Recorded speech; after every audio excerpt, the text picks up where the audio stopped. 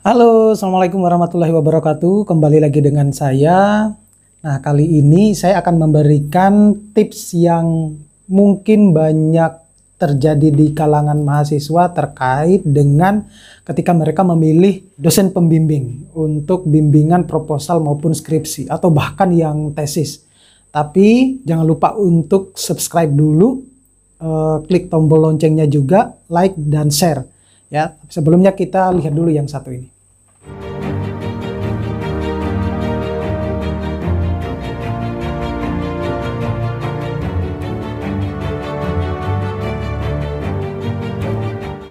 Nah, saudara pernah berpikir nggak kalau dosen pembimbing itu salah satu yang berperan di dalam kesuksesan saudara untuk menyusun proposal skripsinya.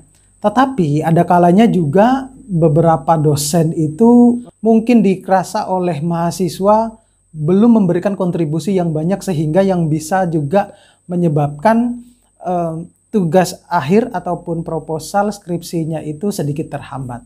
Nah, kali ini saya akan memberikan beberapa jalan keluar atau tips bagaimana kita bisa memilih dosen pembimbing proposal skripsi biar nanti ketika kita menyusun proposal skripsi kita atau skripsi atau bahkan tesis itu bisa berjalan dengan lancar. Oke, kita langsung mulai saja. Jadi yang pertama adalah cari tahu dulu karakter dosennya. Itu yang penting. Nah, dari mana kita bisa mengetahui karakter masing-masing dosen? Banyak hal yang bisa Anda lakukan untuk mengetahui karakter masing-masing dosen. Yang pertama misalnya Anda bisa bertanya kepada seniornya atau kakak tingkatnya. Atau Anda sudah mengenal dosen tersebut sejak saudara pertama kali mengambil mata kuliahnya tersebut. Nah, itu bisa dijadikan sebagai referensi untuk mengetahui karakter dosen tersebut. Apakah dosen tersebut itu bisa membuat saudara lebih nyaman ketika nanti melakukan bimbingan skripsi atau bahkan sebaliknya. Kemudian yang kedua adalah dengan memilih dosen yang mata kuliahnya paling kamu sukai. Kan di dalam satu jurusan ataupun prodi itu kan terdapat beberapa dosen tuh. Nah, ketika Anda mulai kuliah dari semester 1 sampai semester 6 ataupun semester 7, saudara kan sudah bisa menerka-nerka kira-kira dosen ini ataupun mata kuliah dosen ini adalah yang cocok nanti untuk bisa saya angkat menjadi topik di dalam penelitian saudara. Nah, itu penting sekali. Jadi ada mungkin sedikit kaitannya dengan yang tips yang pertama yang berkaitan dengan karakter dosen. Karena kalau saudara sudah nyaman dengan mata kuliah tersebut, kemudian Anda juga bisa menguasai mata kuliah tersebut, itu akan jauh lebih gampang, jauh lebih baik ketika saudara akan menyusun proposal skripsi. Karena bisa dikatakan bahwa Anda sudah lebih banyak memahami mata kuliah tersebut. Jadi topik-topik yang berkaitan dengan penelitian-penelitian saudara ya tidak jauh dari mata kuliah yang memang saudara sukai.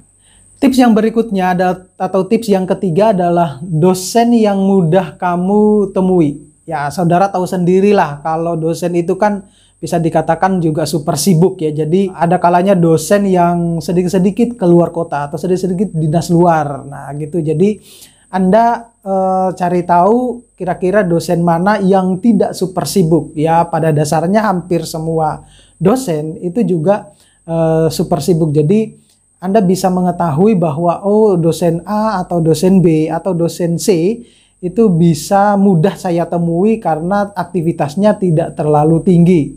Artinya baik itu aktivitas di dalam kampus maupun aktivitas di luar kampus. Nah, itu bisa dijadikan sebagai calon untuk atau bahkan untuk dosen pembimbing saudara. Yang tips yang keempat itu adalah carilah dosen yang tidak moody ya. Tidak moody itu sedikit-sedikit mood-moodannya itu ini ya.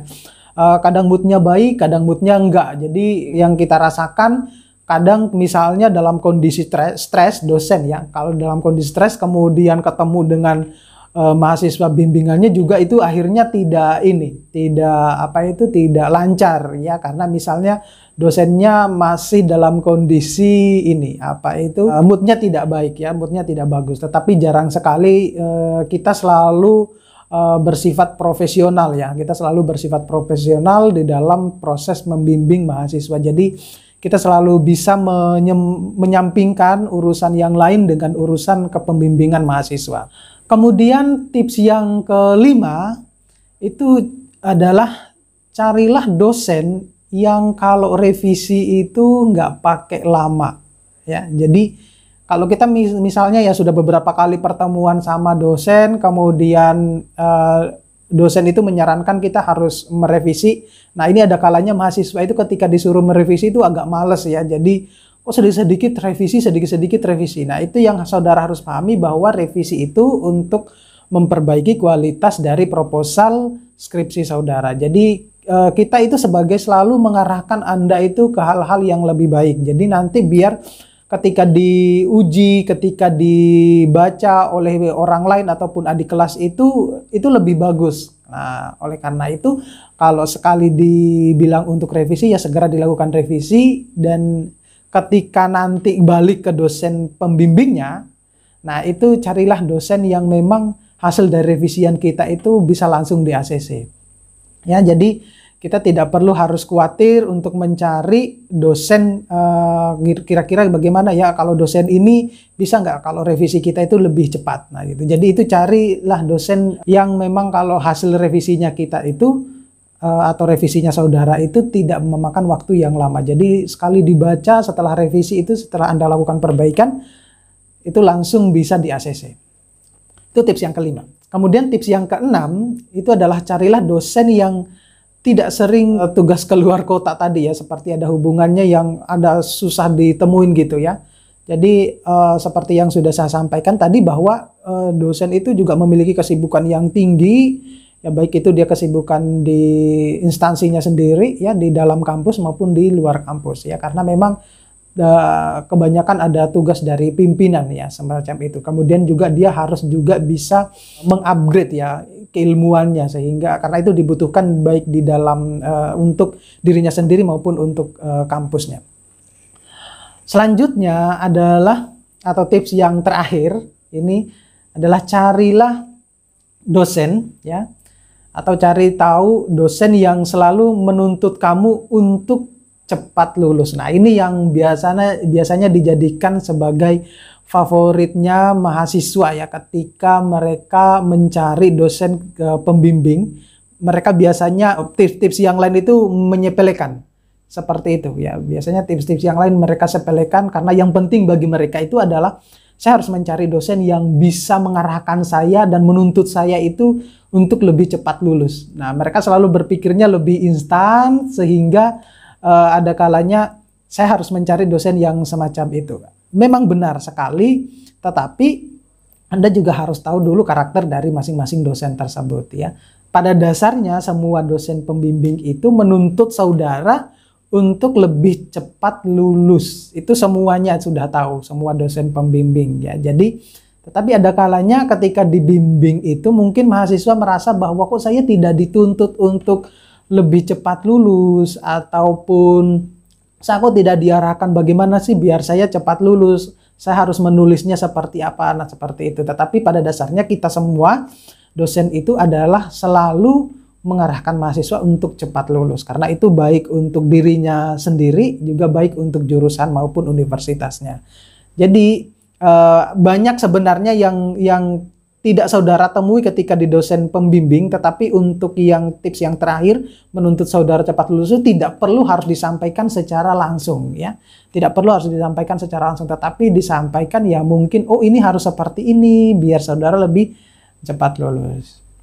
Nah, saya kira itu yang bisa saya sampaikan untuk tips kali ini. Kalau misalnya nanti ada pertanyaan ataupun saran, kira-kira saya harus buat konten apa yang terkait dengan zona mahasiswa yang berkaitan dengan tugas akhir, nanti silakan komen di kolom komentar. Insya Allah nanti saya akan buatkan videonya untuk menyelesaikan permasalahan-permasalahan saudara di dalam dunia skripsi, terutama bagi pejuang skripsi. Terima kasih, sampai jumpa kembali. Saya akhiri, assalamualaikum warahmatullahi wabarakatuh.